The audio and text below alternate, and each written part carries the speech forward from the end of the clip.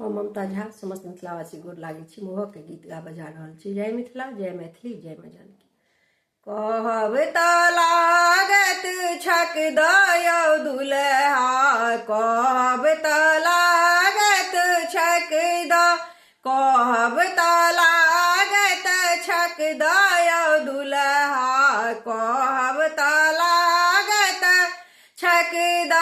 बिन फीसक बहिन कॉलेज गेली, बिन फीसक बहिन कॉलेज गेली, पढ़ली नहीं लिखली ओ मौज उड़ेली, पढ़ली नहीं लिखली ओ मौज उड़ेली। प्रिंसिपल पकड़लक धक दयौ दुल्हा, प्रिंसिपल पकड़लक धक दयौ दुल्हा, कहब तऽ लागत छक द, कहब तऽ लागत छक दयौ दुल्हा, कहब तऽ लागत छक द।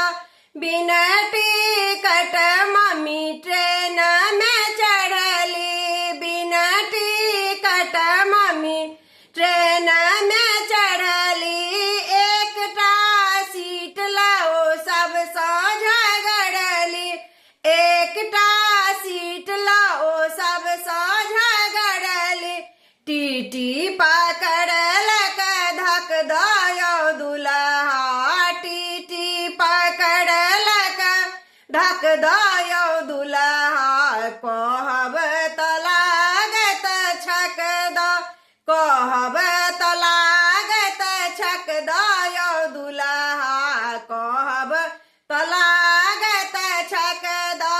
बिना पैसा के चाची होटल गेली, बिना पैसा के चाची होटल गेली, प्लेट का प्लेट पिज्जा बर्गर खेली, प्लेट का प्लेट पिज्जा बर्गर खेली। बेटर पकड़लक धक दयौ दुल्हा, बेटर पकड़लक धक दयौ दुल्हा, कहब तऽ लागत छक द, कहब तऽ लागत छक दयौ दुल्हा, कहब तऽ लागत छक द, कहब तऽ लागत छक द यौ दुल्हा, कहब तऽ लागत छक द।